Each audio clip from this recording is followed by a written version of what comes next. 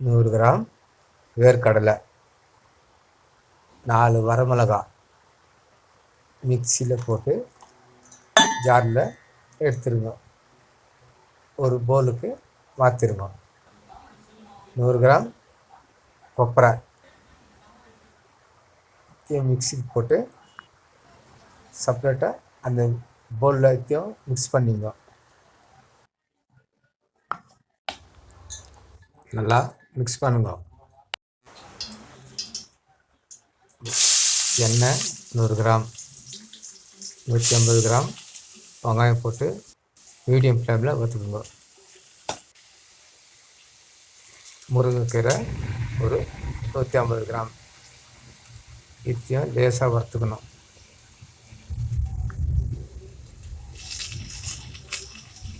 மஞ்சள் தூள் கொஞ்சம் சேர்த்துக்கணும். இத்தையும் வதக்கணும். ஆட்டி வச்ச வேர்க்கடலை கொப்பரை எல்லாம் மிக்ஸ் பண்ணதை இதில் சேர்த்துக்கணும். இத்தையும் நல்லா நல்லா மிக்ஸ் பண்ணிவிட்டு ஃப்ளேம் ஆஃப் பண்ணிவிட்டு ஒரு 10 to 15 மினிட்ஸ் நல்லா கூலாக ஆற வச்சிடணும். கேழ்வரகு மாவு 200 கிராம்,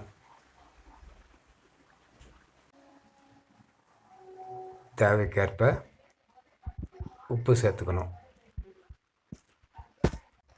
தண்ணி கொஞ்சம் கொஞ்சமாக ஊற்றி எல்லாத்துக்கும் நம்ம பிசையணும்.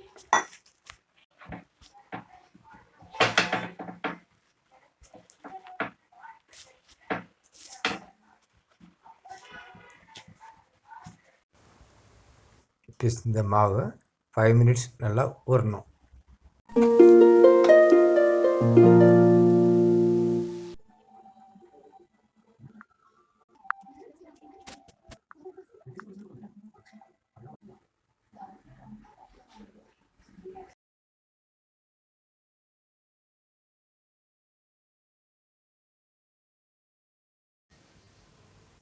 பிசைந்து வச்ச மாவை தவா மேலே தண்ணி போட்டு திரட்டலாம்.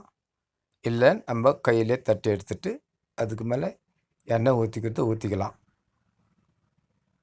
3 மினிட்ஸ் மூடி போட்டு நம்ம ஃப்ரை பண்ணி எடுத்துக்கணும். ஆஃப் ஃப்ளேமில் செய்யணும். சுவையாக இருக்கும் பாருங்க.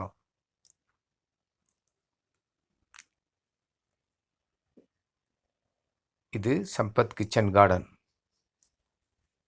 பார்த்துட்டு ஷேர் பண்ணுங்க, கமெண்ட் பண்ணுங்க.